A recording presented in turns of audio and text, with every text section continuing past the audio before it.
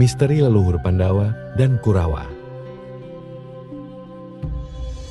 Kisah ini menceritakan ketika putra Prabu Kresna Dwipayana telah dewasa dan menamatkan pelajaran dari Resiwara Bisma, di mana putra kedua, yaitu Raden Pandu, kemudian dimintai tolong untuk membasmi wabah penyakit yang melanda kerajaan Sriwedari dan juga kerajaan Singgela. Kisah ini berisi pesan moral tentang pentingnya mempelajari ilmu kerohanian agar tidak tersesat setelah meninggal dunia kelak. Ketika Pangeran Hastina menamatkan pendidikan, sudah 12 tahun lamanya, Resiwara Bisma di Padepokan Talganda mendidik ketiga putra, Prabu Kresna Dwipayana, yaitu Raden Dhritarashtra, Raden Pandu Dwipayana, dan Raden Yamawidula. Ketikanya diajari ilmu tata negara dan keprajuritan, sebagaimana yang dulu pernah ia peroleh dari Batara Wahaspati dan Batara Rahmaparasu. Kini ketika pangeran itu telah berusia 19 tahun dan menamatkan semua pelajaran, Persiwara Bisma lalu memerintahkan mereka agar bertapa di puncak gunung Sapta Arga, tempat leluhur mereka berasal, untuk meminta anugerah Dewata sebagai penyempurna ilmu masing-masing.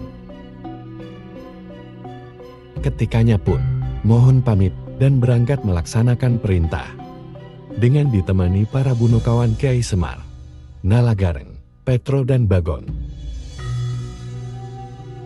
Setelah 40 hari bertapat, Raden Dhritarashtra, Raden Pandu, dan Raden Yamawidula didatangi Batara Guru, Batari Durga, dan Batara Narada. Mereka pun bangun dari tapa dan dipersilahkan untuk meminta anugerah sesuai yang diinginkan masing-masing. Raden Dhritarashtra yang tunanetra meminta diberi kekuatan tubuh melebihi rata-rata manusia biasa. Batari Durga pun menganugerahkan Aji Leburgini yang membuat Raden Dhritarashtra mampu meremukkan benda apa saja dengan kedua tangannya. Sementara itu, Raden Pandu meminta diberi anugerah ilmu kesaktian untuk melindungi kerajaan Hastina. Batara Guru pun memberikan Aji Brajadenta dan Aji Brajamusti yang masing-masing ditempatkan pada lengan kanan dan kirinya. Yang terakhir, Raden Yamawidula meminta diberi kepandaian pikir dan kebijaksanaan. Maka Batara Narada pun menganugerahkan Aji Kawidakdan kepada putra bungsu Prabu Kresna Dwipayana tersebut. Setelah dirasa cukup, Batara Guru, Batari Durga, dan Batara Anak Rada kembali ke kahyangan. Persiwara Bisma kemudian datang dan memberikan ucapan selamat kepada ketiga keponakannya tersebut. Ia lalu mengantar mereka pulang ke kerajaan Hastina untuk menghadap sang ayah. Di sana, Prabu Kresna Dwipayana menerima kunjungan Prabu Dasabahu. Prabu Kresna Dwipayana di kerajaan Hastina sedang dihadap Patih Jayayatna, Resi Krepa Arya Benduangka, Arya Bargawa, dan Arya Wilawa. Tidak lama kemudian datanglah Resiwara Bisma dan ketiga pangeran. Sungguh bangga dan bahagia Prabu Kresna Dwipayana melihat ketika putranya telah tumbuh dewasa dan menamatkan segala pelajaran yang diberikan oleh Resiwara Bisma, serta mendapatkan anugerah Dewata sesuai dengan apa yang mereka butuhkan. Belum puas Prabu Kresna Dwipayana melepas rindu dengan ketiga putranya.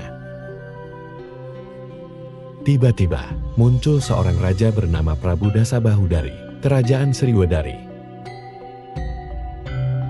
yang mengaku masih sepupu jauh Prabu Kresna Dwipayana. Prabu Dasabahu menjelaskan bahwa Prabu Kresna Dwipayana adalah putra Resi Parasara. Sedangkan Resi Parasara adalah putra dari pasangan Batari Sagri dan Dewi Sati. Dewi Sati memiliki adik bernama Prabu Partana, dan mereka berdua adalah putra-putri Prabu Partawijaya dari Kerajaan Gujulaha atau Tabel Asukat. Setelah ayahnya meninggal, Prabu Bartana mendirikan Kerajaan Sriwedari, bekas Taman Sari Kerajaan Mahespati, milik Prabu Arjuna Sasrabahu. Kemudian Prabu Partai, adik cantikan putranya yang bernama Prabu Partayatnya, yang merupakan ayah dari Prabu Tasyabahu tersebut. Prabu Kresna Dwipayana gembira mengetahui bahwa Prabu Dasabahu yang ada di hadapannya kini ternyata masih saudara sepupu tingkat 2 dengannya. Setelah hubungan mereka lebih akrab, Prabu Dasabahu pun menjelaskan maksud kedatangannya adalah ingin meminta tolong kepada Prabu Kresna Dwipayana untuk memadamkan wabah penyakit yang kini melanda Kerajaan Sriwedari. Menurut petunjuk Dewata yang ia peroleh, wabah tersebut berasal dari gangguan makhluk halus yang hanya bisa dipadamkan jika dipasangi tumbal.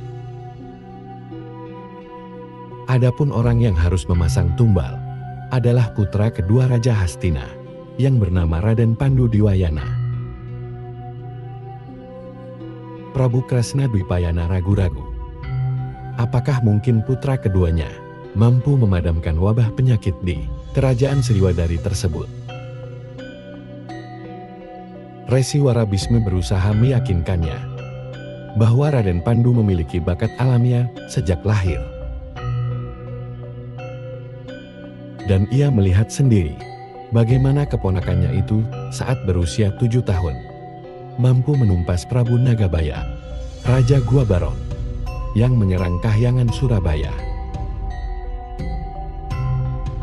Prabu Kresna Dwipayana menjawab bahwa keberhasilan Raden Pandu di Kahyangan Surabaya dulu adalah berkat perlindungan Dewata.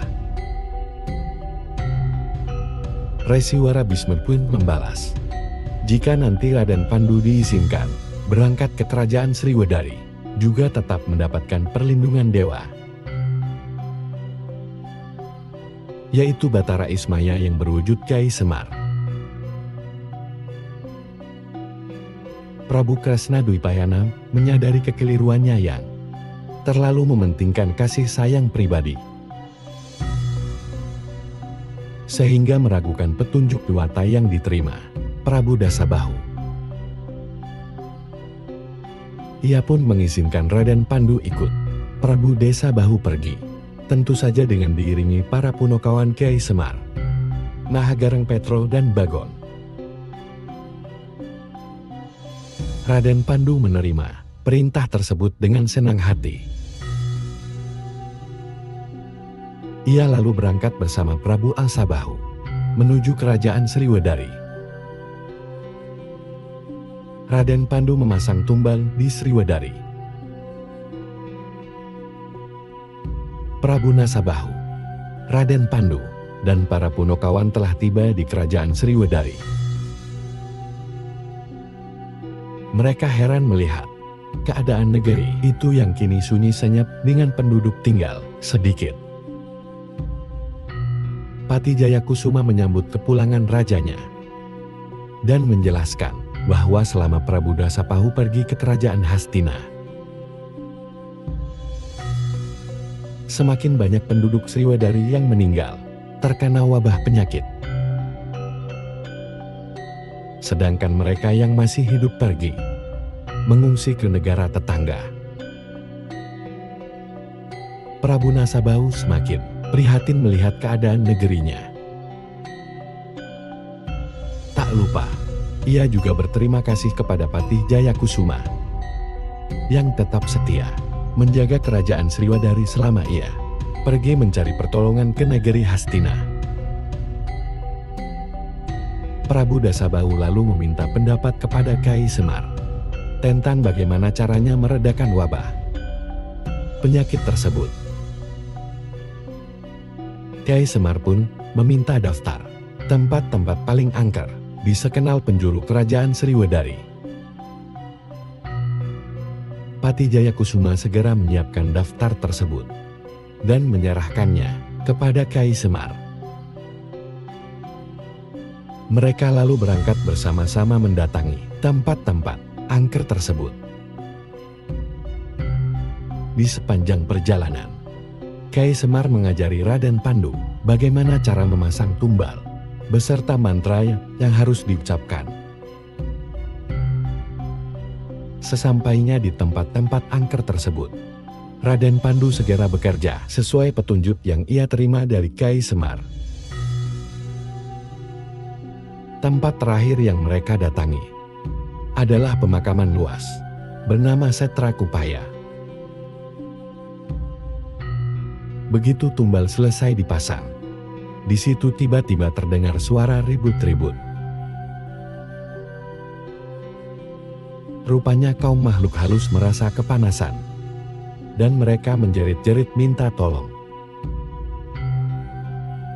Tidak lama kemudian, muncul pula sebuah istana emas di dalam lingkungan pemakaman tersebut, lengkap dengan penduduknya. Istri Prabu Dasabahu menjadi ratu makhluk halus. Rombongan Prabu Dasabahu segera mendekati istana gaib tersebut. Melihat kedatangan mereka, para makhluk halus pun bubar berlarian. Kecuali seorang perempuan yang tetap di tempatnya, sambil mengeluh kepanasan. Prabu Dasabahu mengenali roha perempuan tersebut, bernamakan Hyasi yang semasa hidupnya bekerja di istana Sriwadari sebagai pelayan istrinya. Adapun istri Prabu Dasabahu bernama Dewi Panita, juga sudah meninggal beberapa bulan yang lalu, bahkan sebelum meninggalnya Dina Hyasi.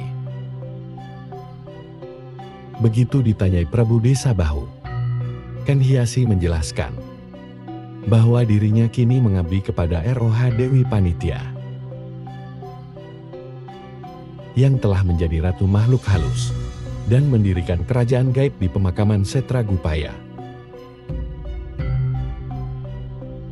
Adapun wabah penyakit yang kini melanda kerajaan Sriwidari adalah perbuatan Dewi Panitra yang ingin membunuh penduduk dan menjadikan arwah mereka sebagai para tentara kerajaan Setra Gobaya.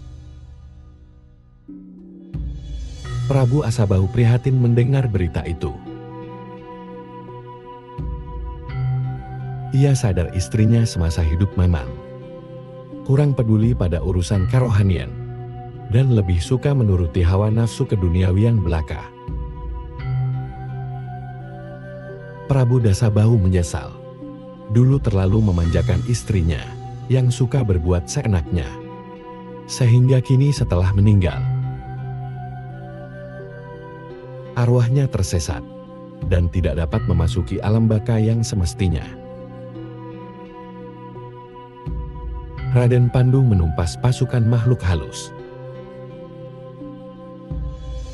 Tidak lama kemudian muncul arwah Dewi wanita bersama pasukannya menyerbu rombongan Prabu Dasabahu.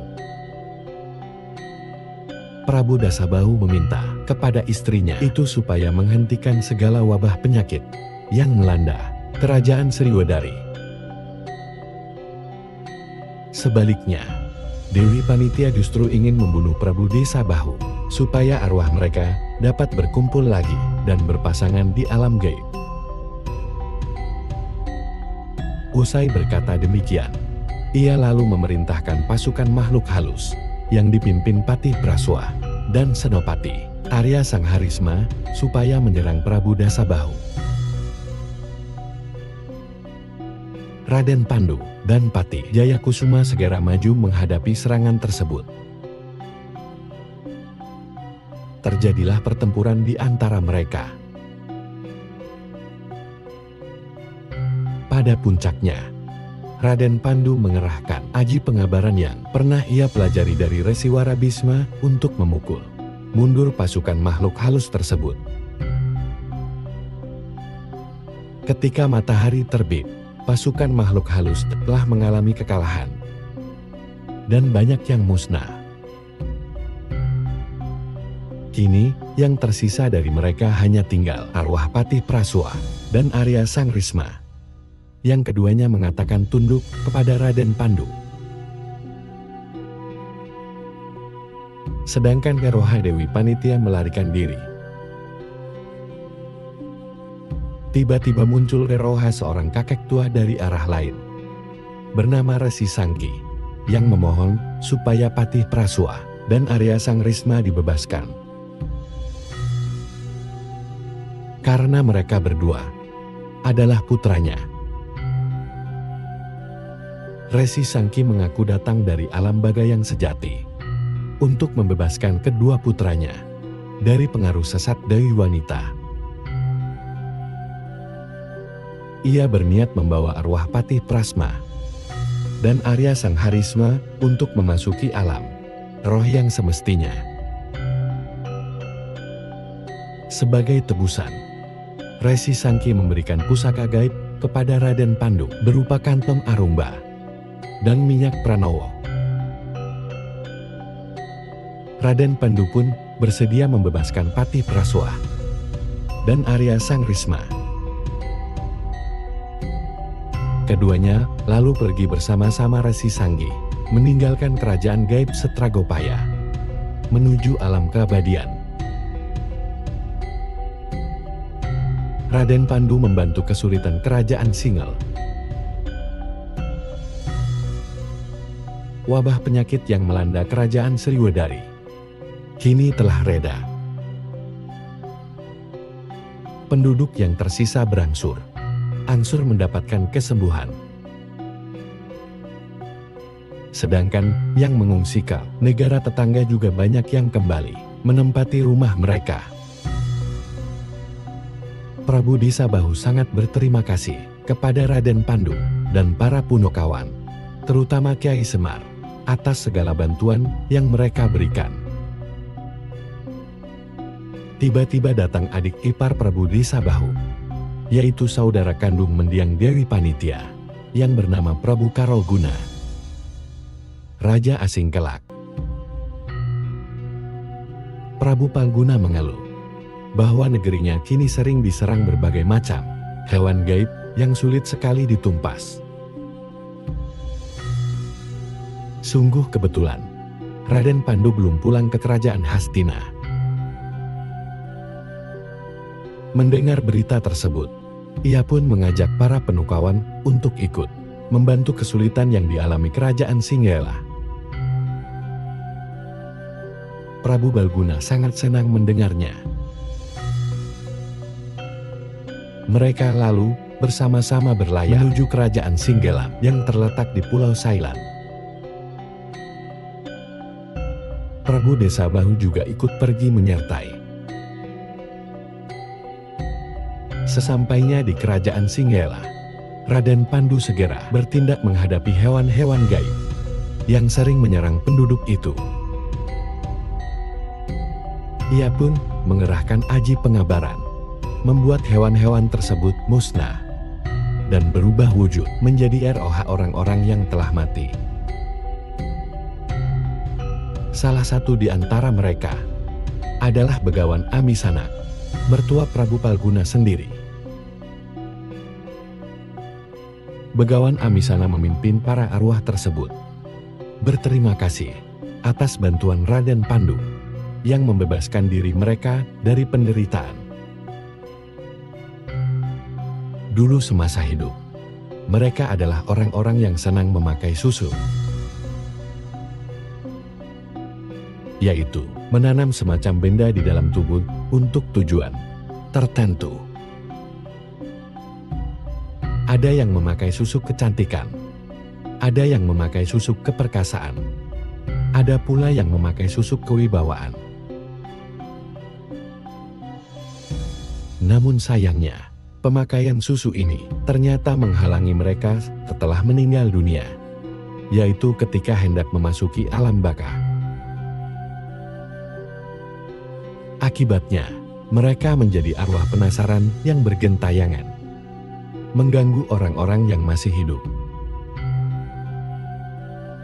Kyai Semar menjelaskan, barang siapa memakai susu, hendaknya melepas benda itu sebelum meninggal. Jika si pemakai terlanjur meninggal tanpa sempat melepaskannya,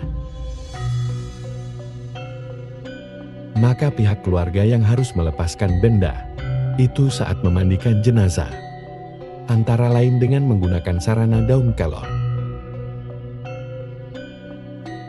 Akan tetapi, yang lebih baik adalah menghindari pemakaian susu dan menggantinya dengan memupuk rasa percaya diri, serta mendekatkan diri kepada Tuhan Yang Maha Kuasa. Prabu Desa Bahu dan Prabu Balguna mendengar penuturan Kyai Semar dengan seksama untuk nanti mereka sampaikan kepada rakyat negeri masing-masing. Arwah Begawan, Amisana, dan para pengikutnya sekali lagi berterima kasih, kemudian mohon pamit memasuki alam baka. Mereka pun meninggalkan benda-benda susu yang mereka gunakan semasa hidup untuk diserahkan kepada Raden Pandu.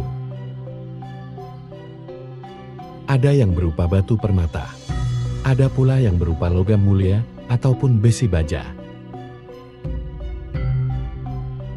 Raden Pandu menerima benda-benda tersebut untuk dijadikan kenang-kenangan,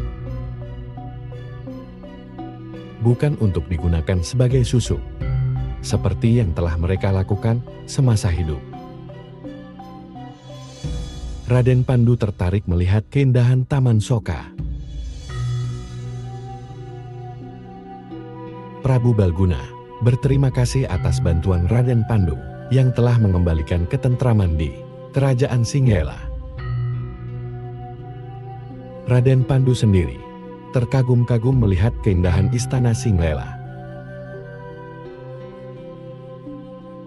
Prabu Balguna menjelaskan bahwa di Pulau Sailan ini dulunya terdapat kerajaan Alangka yang jauh lebih indah daripada kerajaan Singhel. Setelah Prabu Rahwana Raja Alimka gugur di tangan Prabu Si Rama Titisan Batara Wisnu, tahta pun diduduki adiknya yang bernama Prabu Witsana, yang kemudian memindahkan ibu kota ke Singgala. Setelah beberapa tahun memimpin kerajaan Singhela, Prabu Wibisana turun tahta menjadi pendeta di Gunung Cindramanik. Dan ia pun digantikan putranya yang bernama Prabu Bisawarna. Kemudian Prabu Bisawarna digantikan putranya yang bernama Prabu Bisaka. Adapun Prabu Pusaka adalah ayah dari Prabu Balguna yang kemudian menggantikannya, serta ayah dari Dewi Panitia, istri Prabu Dasabahu. Mendengar cerita itu, Raden Pandu menjadi tertarik, ingin melihat seperti apa sisa-sisa keindahan kerajaan Alangka. Prabu Balguna mengantarkannya melihat-lihat ke sana. Istana Alangka sudah lama tidak ditempati, namun tetap terjaga keindahannya. Terutama Taman Soka yang dulu digunakan Prabu Rahwana untuk bercinta dengan Rekyanwara Sinta. Raden Pandu ingin sekali membangun Taman Sari di Kerajaan Hastina, yang sama indahnya dengan Taman Soka. Prabu Balguna pun memberikan kepadanya berbagai macam bibit tanaman yang tumbuh di Taman Soka, untuk nantinya ditanam di kerajaan Hastina, sekaligus sebagai ungkapan terima kasih atas segala bantuan pangeran muda tersebut. Prabu Disabahu dan Prabu Palaguna berguru kepada Prabu Kresna Dwipayana. Prabu Dasabahu dan Prabu Palaguna merasa prihatin melihat nasib Dewi Panitia dan Bekawana Amisana yang menjadi arwah penasaran setelah meninggal dunia. Jika Dewi Panitia dapat dimaklumi karena semasa hidup memang kurang memperhatikan urusan kerohanian. Namun di lain pihak, Bagawana Amisana yang seorang pendeta ternyata masih bisa tersesat pula. Kyai Semar menjelaskan bahwa seseorang yang menguasai ilmu agama belum tentu dapat memasuki alam keabadian yang sebenarnya. Apabila ilmu agama tersebut hanya dihafalkan tanpa dihayati, serta tidak digunakan untuk berbuat kebaikan terhadap sesama makhluk. Mendengar itu, Prabu Dasabahu dan Prabu Balguna memohon kepada Ki Semar supaya diajari ilmu Sangkan Parandung Mati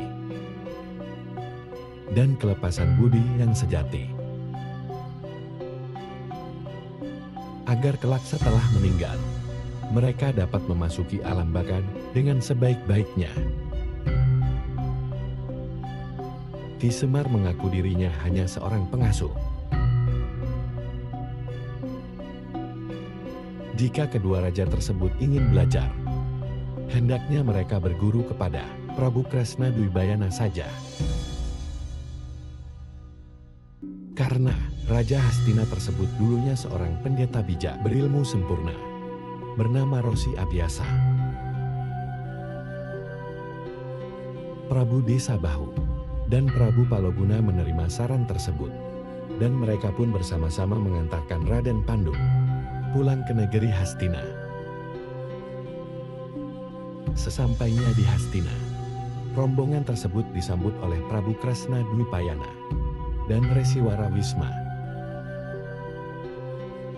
Tiba-tiba datang pula arwah Dewi Panitia bersama sisa-sisa pasukannya yang masih bernafsu ingin membunuh Prabu Disabahu untuk dijadikan sebagai pasangan di alam gaib. Resiwara Wisma terjun menghadapi mereka dengan mengerahkan aji pengabaran, membuat para arwah tersebut lumpuh kehilangan daya dan memohon ampun.